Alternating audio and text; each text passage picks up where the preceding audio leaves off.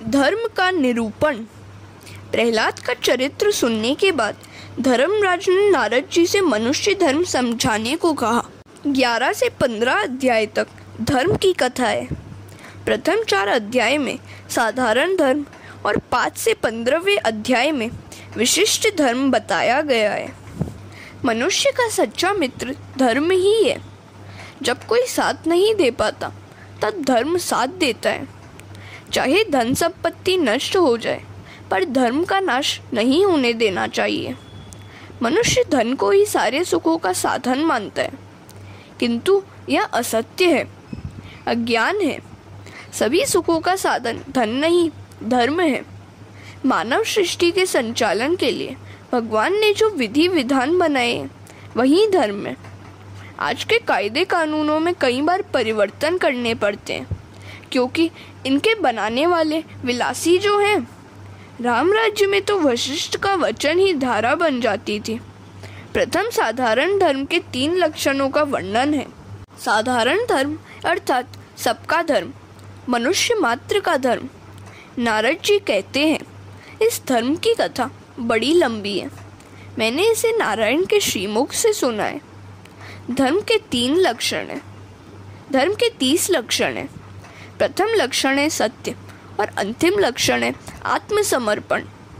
धर्म कथा का आरंभ सत्य से होता है और समाप्ति आत्मसमर्पण से। सत्य ही ईश्वर का स्वरूप है। धर्म की गति बड़ी सूक्ष्म है। आत्मा के समान कोई पाप नहीं है। सत्य वह साधन है जिसके सहारे मनुष्य सत्यनारायण में लीन होता है। हरिश्चंद्र ने पत्नी का विक्रय करके भी सत्य का निर्वाह किया था। सत्य में अटल श्रद्धा रखो। यथार्थ का नाम सत्य है। महाभारत के अनुसार जिससे सभी का कल्याण हो सके ऐसा विवेकपूर्ण वचन ही सत्य है। सभी का कल्याण हो सके ऐसा विवेक भरा वचन ही बोलो। सत्यम भूत हितम प्रोक्तम।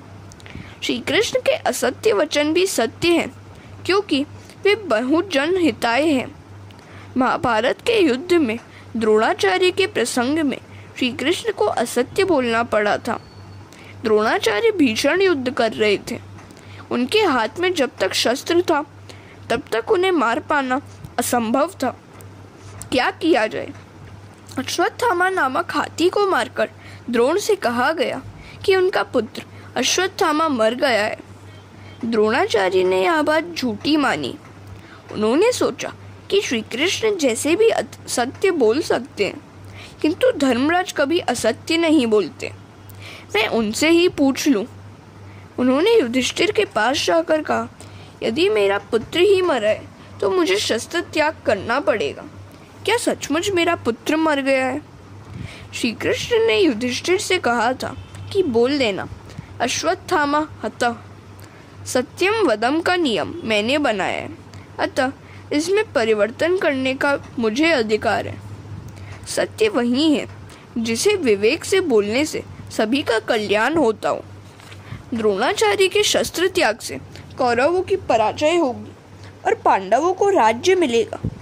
दुर्योधन की हत्या से पाप अधिक नहीं होगा, अपितु इससे स्वयं दुर्योधन का कल्याण ही होगा। कोई प्रश्न करेगा कि सभी का तो कल्याण होता, किंतु द्रोणाचार्य को क्या लाभ होता? द्रोणाचार्य देव संपन्न ब्राह्मण है। ब्राह्मण को युद्ध करने का अधिकार नहीं है। यदि उसे कभी युद्ध करना भी पड़े तो मात्र धर्म की रक्षा के हेतु ही करना चाहिए। ब्राह्मण होते हुए भी द्रोणाचार्य युद्ध करते हैं, अतः उनके शस्त्र त्याग से उनका ही कल्याण होता है। मैं द्रोणाचार्य को नरसंहार के पाप कर्म से रोकना चाहता हूँ, अतः मेरी यहाँ आज्ञा है। धर्मराज ने द्रोणाचार्य को कहा, अश्वत्थामा हतः, किंतु दबे होठों से आगे बोले, नरो वा कुंजरो वा। धर्मराज के शब्द सुनकर द्रोणाचार्य ने शस्त्रों का त्याग किया। श्री कृष्ण ने धृष्टद्युम्न को आज्ञा दी थी कि द्रोणाचार्य का सर उड़ा दो। उनकी मृत्यु हुई और सभी का कल्याण हुआ। हरे कृष्ण। दया भाव धर्म का द्वितीय लक्षण है। जहाँ तक हो सके दूसरों का भला करो। हर रोज सोचो, क्या मैंने आज किसी का कुछ काम किया है? क्या मैंने परमात्मा को पसंद आए वैसा कोई काम किया है? तुलसीदास जी ने भी कहा है, तुलसी दया न छोड़िए जब लग घट में प्राण। जो साधक इसी जन्म में ईश्वर का साक्षात्कार करना चाहता है, उसे सोच समझकर विवेक पूर्वक दया करनी चाहिए। कभी कभी दया भाव भजन में विक्षेप करता है। तीसरा धर्म है पवित्रता। पवित्र सभी का धर्म है।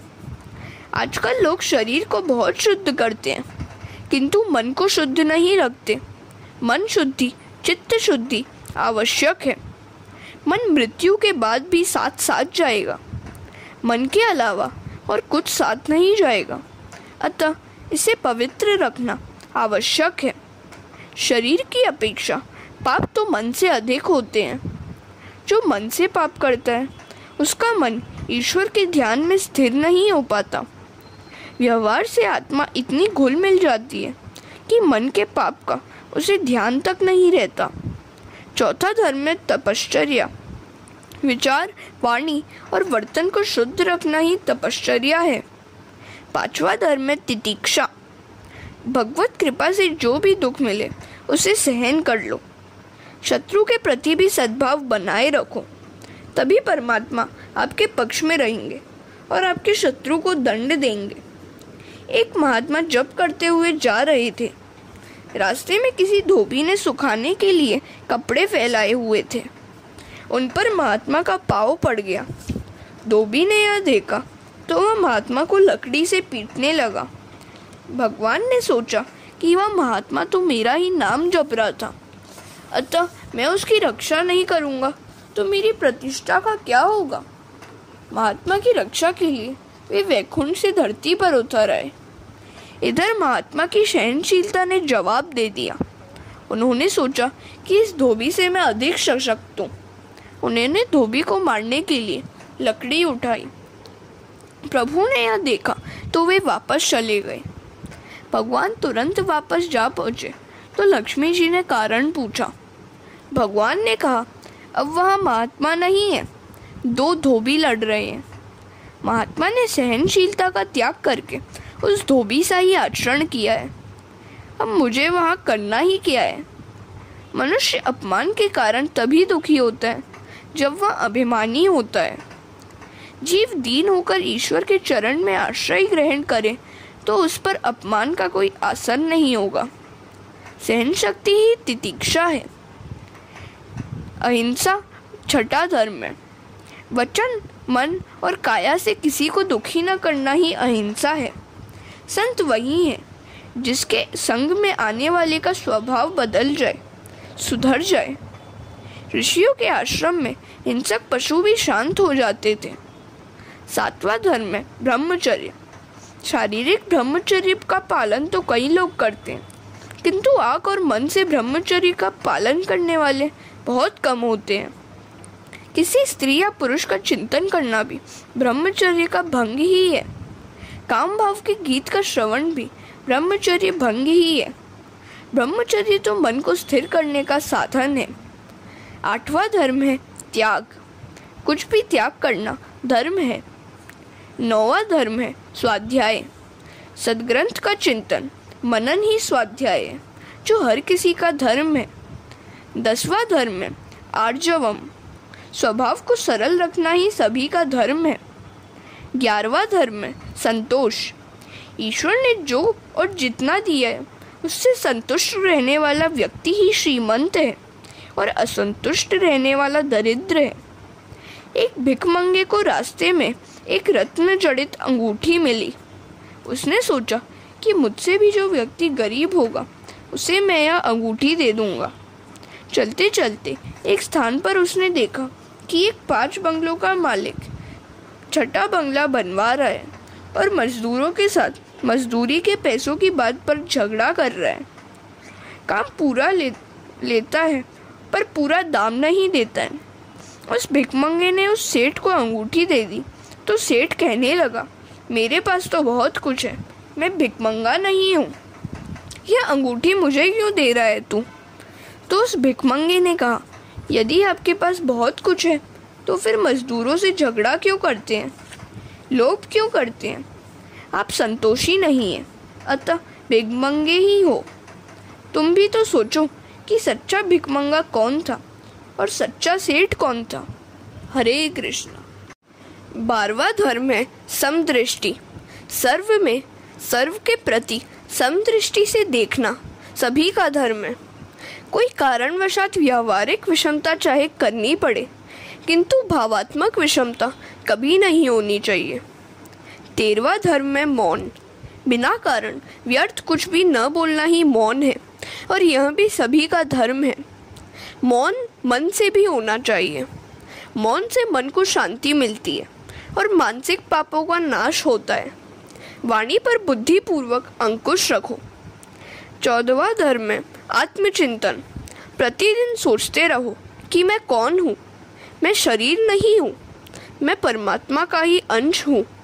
जन्म से पूर्व न तो कोई रिश्तेदार था और मृत्यु के पश्चात न कोई रिश्तेदार रहेगा। इन दोनों के मध्यावधि समय में ही रिश्तेदार होते हैं। ये कौन है, कहाँ से आते हैं? यह सब भगवान की ही माया है। आत्म स्वरूप को बराबर जानने वाला ही आनंद पा सकता है। यह जगत नहीं है, ऐसा अनुभव तो मनुष्य कर सकता है, किंतु स्वयं के अनस्तित्व को मान्य नहीं कर सकता। वह परमात्मा का अंश है, उसे शरीर से भिन्न होना है। दृश्य में से दृष्टि को हटाकर सभी के साक्षी स्वरूप दृष्टा में मन स्थिर करोगे तो सच्चा आनंद मिलेगा। आत्मा अनात्मा विवेक भी सभी का धर्म है। जगत अपूर्ण है, आत्मा परिपूर्ण। मनुष्य जब तक अपने स्वरूप को स्वयं देख नहीं पाता है, तब तक उसे आनंद नहीं मिल पाता। देव की वाणी अति गूढ़ है। एक सेठ ने अपनी बही में लिखा था कि गंगा यमुना के मध्य में मैंने लाख रुपए छोड़ रखे हैं। जब उनके पुत्र दरिद्र हो गए तो उन्होंने पुरानी बही पढ़ते पढ़ते वह बात भी देखी, किंतु वे इसका अर्थ नहीं जान सके। एक बार उनके पिता के पुराने मुनीम कहीं से आए तो उनसे उस बही की बातों का अर्थ पूछा गया, तो उन्होंने कहा, तुम्हारी 2 गायें हैं, यमुना और गंगा। ये जिस स्थान पर बांधी जाती है वहीं ये रुपए गाड़ कर रखे गए हैं। इस दृष्टांत का आध्यात्मिक अर्थ हमें देखना है। गंगा और यमुना है हमारी इंगला और पिंगला नाड़ियाँ। इन 2 नाड़ियों के बीच होती है सुषुम्ना नाड़ी। जब तक किसी सद्गुरु के द्वारा यह सुषुम्ना नाड़ी जागृत नहीं हो पाती, तब तक ब्रह्म का दर्शन नहीं हो पाता। ज्ञानी जन ललाट में ब्रह्म का दर्शन करते हैं, तो वैष्णव जन हृदय सिंहासन पर चतुर्भुज नारायण का दर्शन करते हैं। साधु होना उतना कठिन नहीं है जितना कि सरल होना है। 15वां धर्म है पंच महाभूतों में ईश्वर की भावना करना। ईश्वर का अनुभव करना सभी का धर्म है। 16वां धर्म है कृष्ण कथा का श्रवण करना। यह भी सभी का धर्म है। 17वां धर्म है कृष्ण कीर्तन, स्मरण, सेवा, पूजा, नमस्कार और उनके प्रति दास्य, सख्य और आत्मसमर्पण। ये भी सभी का धर्म है। मैं परमात्मा हूँ, ऐसा सतत चिंतन करने से जीव को वे अपना लेते हैं। हमेशा यह याद रखो कि भगवान एक भी क्षण मुझसे दूर नहीं रहते हैं। जो ईश्वर को अपने संग रखता है वह निर्भय बनता है। परमात्मा को आत्मसमर्पण करना सभी का धर्म है। हरे कृष्ण। ब्रह्मचर्य और वानप्रस्थों का नियम। इसके आगे विशिष्ट धर्मों का वर्णन है। ब्राह्मण, क्षत्रिय, वैश्य और शूद्र, ये चारों वर्ण ईश्वर के अंगों से उत्पन्न हुए हैं। ये सब एक ईश्वर के स्वरूप में है, ऐसी भावना रखो। 4 वर्ण और 4 आश्रमों का वर्णन है।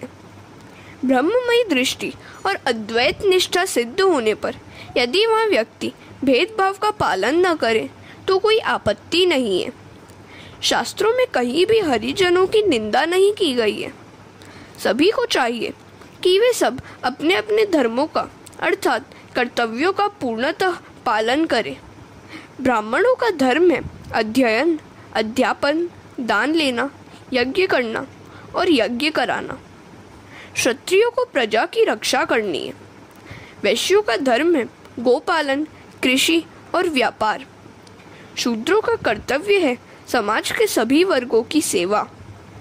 इसके बाद स्त्रियों के धर्म का वर्णन किया गया है। स्त्री को चाहिए कि पति में वह ईश्वर का भाव रखे, उसे तभी मुक्ति भी जल्दी मिलेगी। स्त्री का हृदय ऊर्मी प्रधान और आर्द्र होता है, वह कृष्ण प्रेम में शीघ्र द्रवित होता है। सती अनुसूया की भांति नारी पातिव्रत का पालन करके ब्रह्मा, विष्णु और महेश जैसे देवों को बालक रूप में पा सकती है।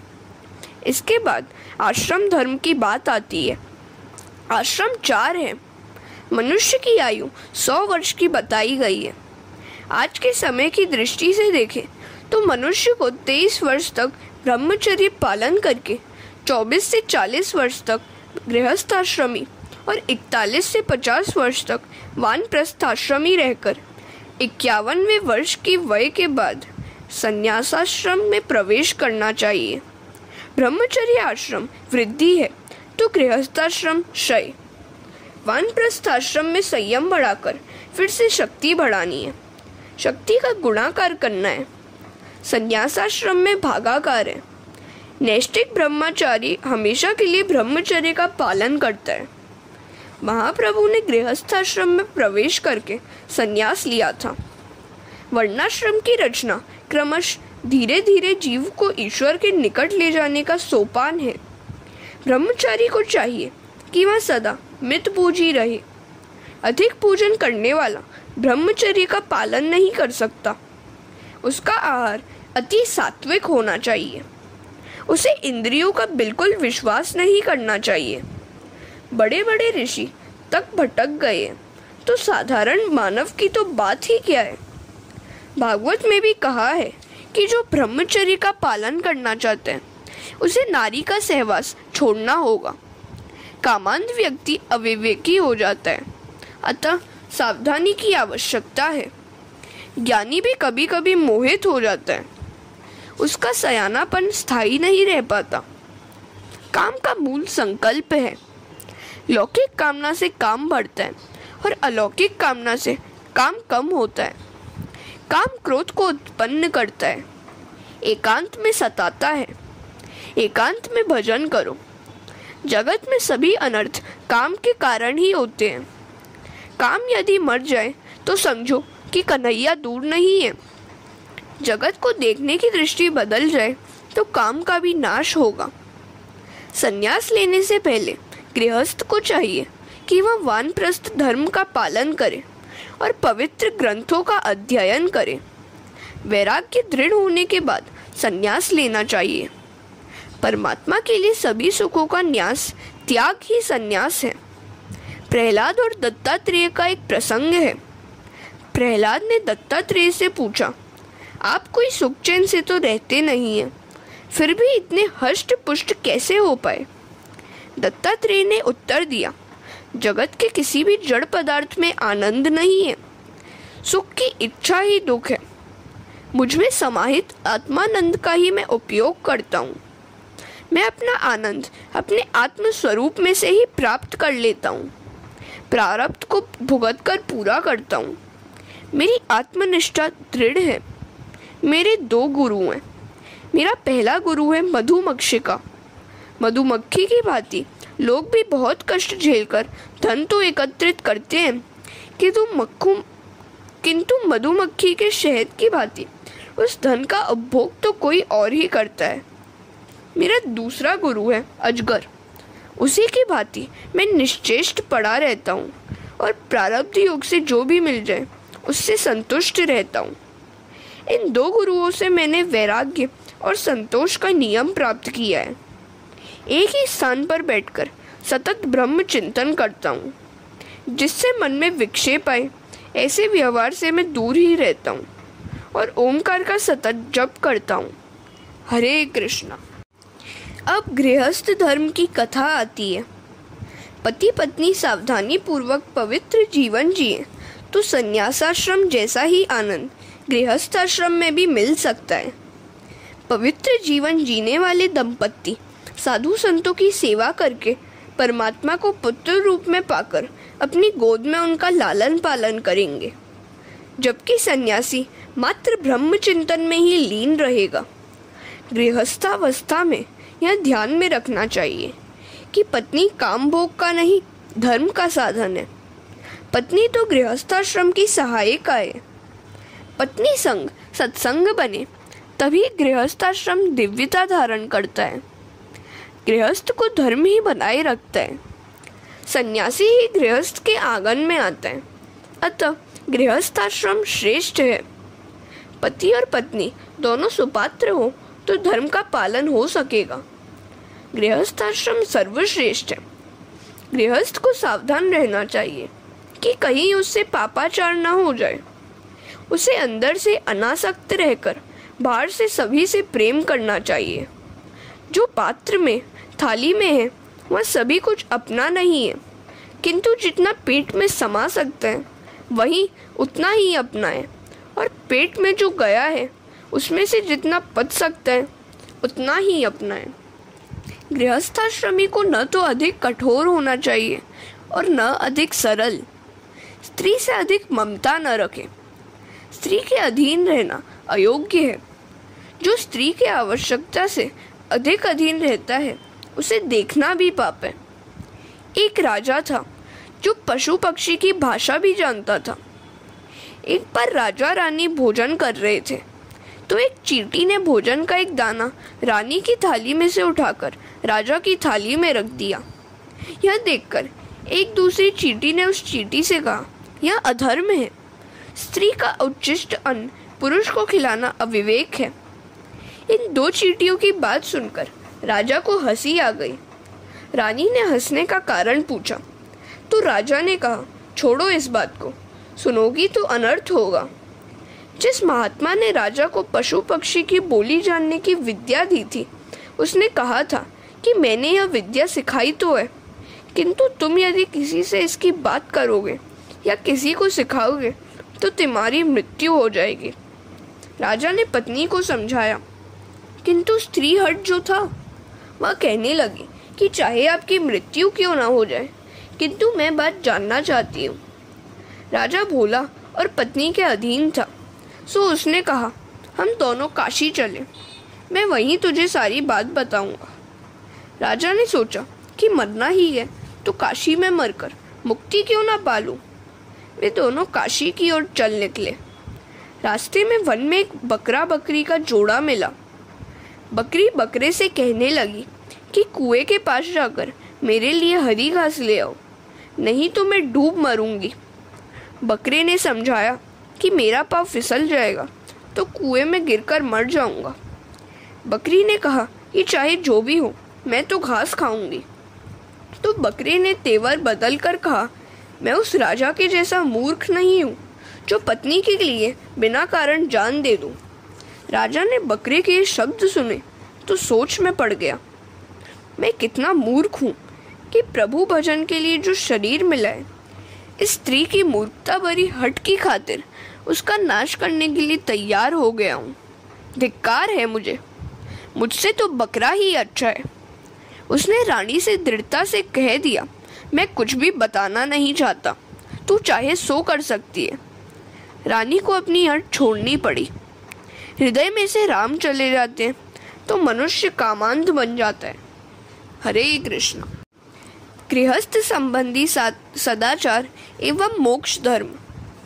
गृहस्थाश्रम को आज्ञा दी गई है कि वह दान करे, क्योंकि दान से धन शुद्धि होती है। वर्ष में 1 मास गंगा किनारे रहने की भी आज्ञा दी गई है। उसे चाहिए कि वह एकांतवास में नारायण की आराधना करे। वर्ष में से 1 मास ठाकुर जी के लिए सुरक्षित रखे। घर में ठीक तरह से भक्ति नहीं हो पाती है, अतः तीर्थ में भक्ति करो। तीर्थ में जाकर घर को और लौकिक बातों को कभी याद मत करो। वहाँ मात्र भक्ति ही करनी चाहिए। भक्ति करने के लिए स्थान की शुद्धि भी आवश्यक है। स्थान के वातावरण का मन पर बड़ा असर पड़ता है। मार्कंडेय पुराण में एक कथा है। राम लक्ष्मण वन में प्रवास कर रहे थे। मार्ग में एक स्थान पर लक्ष्मण का मन कुभाव से भर गया, मति भ्रष्ट हो गई। वे सोचने लगे, कैकेयी ने वनवास तो राम को दिया है, मुझे नहीं। मैं राम की सेवा के लिए क्यों कष्ट उठाऊं? राम ने लक्ष्मण से कहा, इस थल की मिट्टी अच्छी दिखती है, थोड़ी बांध ले साथ। लक्ष्मण ने एक पोटली बना ली। मार्ग में जब तक वह इस पोटली को हाथ में लेकर चलते थे, तब तक उनके मन में कुभाव भी बना रहता था, परंतु जो ही वे उस पोटली को नीचे रखकर दूर हो जाते थे, तो उनका मन राम सीता के लिए ममता और भक्ति से भर जाता था। लक्ष्मण इस बात से आश्चर्यचकित रह गए। उन्होंने राम से कारण पूछा। श्री राम ने कारण बताते हुए कहा, भाई, तेरे मन के इस परिवर्तन के लिए तू दोषी नहीं है, उस मिट्टी का ही प्रभाव है। जिस भूमि पर जैसे काम किए जाते हैं, उसके अच्छे बुरे परमाणु उस भूमि भाग में और वातावरण में भी छूट जाते हैं।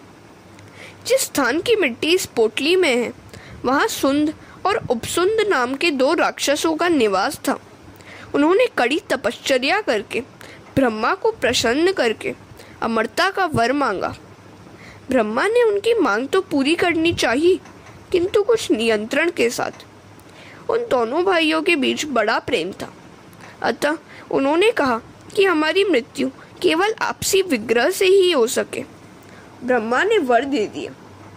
इन दोनों ने सोचा था कि हम कभी आपस में झगड़ने वाले तो हैं नहीं, अतः अब हम तो मरेंगे ही नहीं। अपनी इस अमरता के घमंड में उन्होंने देवों को सताना शुरू कर दिया। देवों ने ब्रह्मा जी का आसरा लिया, तो ब्रह्मा जी ने तिलोत्तमा नाम की अप्सरा का सृजन किया और उसे उन असुरों के पास जाने की आज्ञा दी। सुंद और उपसुंद ने इस सौंदर्यवती अप्सरा को देखा तो दोनों मोहांध हो गए।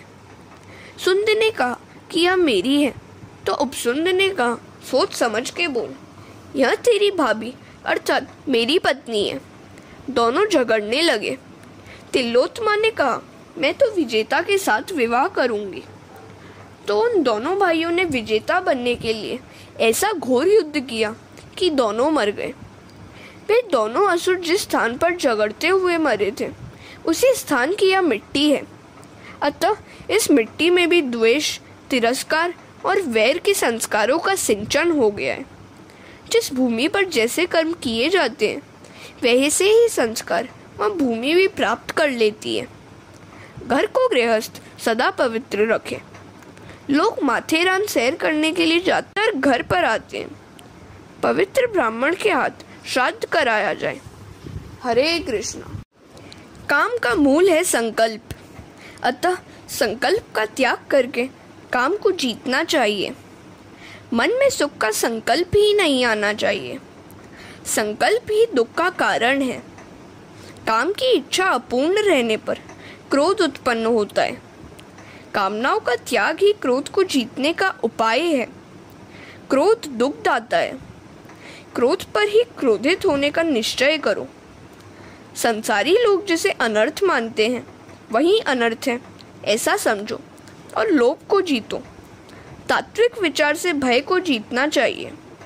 अध्यात्म विद्या से शोक और मोह पर, संतों की उपासना से दंभ पर, मौन द्वारा योग के विघ्नों पर और शरीर प्राण आदि को निश्चेष्ट करके हिंसा पर विजय प्राप्त करनी चाहिए। गृहस्थ को सद्गुरु का आश्रय लेकर उसकी आज्ञा का पालन करना चाहिए। सात्विक भोजन, स्थान और सत्संग से निद्रा को पराजित करना चाहिए। सत्वगुण की वृद्धि से मनुष्य की देह विलीन हो जाती है।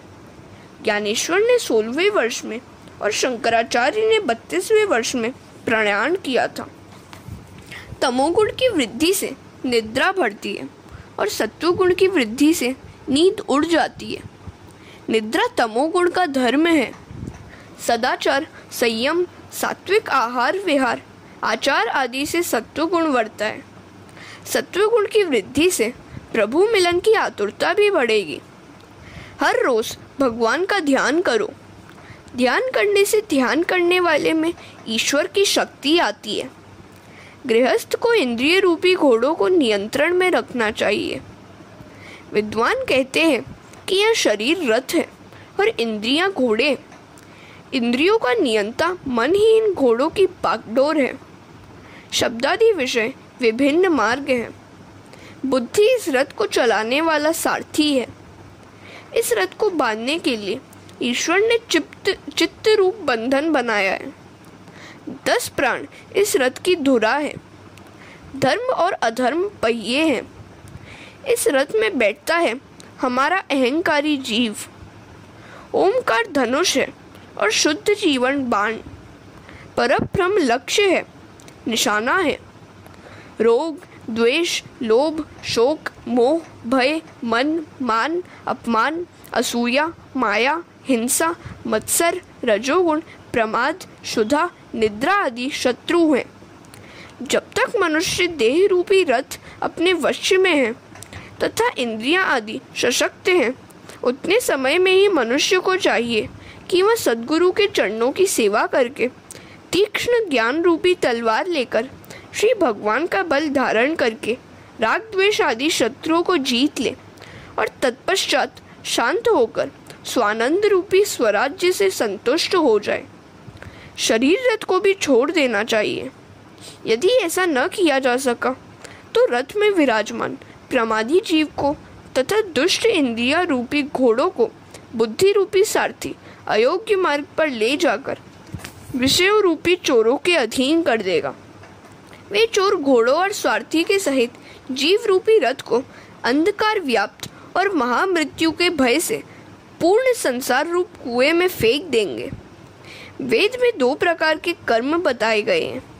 प्रवृत्ति कर्म से मनुष्य संसार में वापस आता है और निवृत्ति कर्म से मोक्ष प्राप्त करता है। मैं कमाता हूँ, ऐसा अभिमान गृहस्थ को नहीं रखना चाहिए। द्रव्य मेरा है, ऐसा भी अभिमान मत रखो। द्रव्य सभी का है।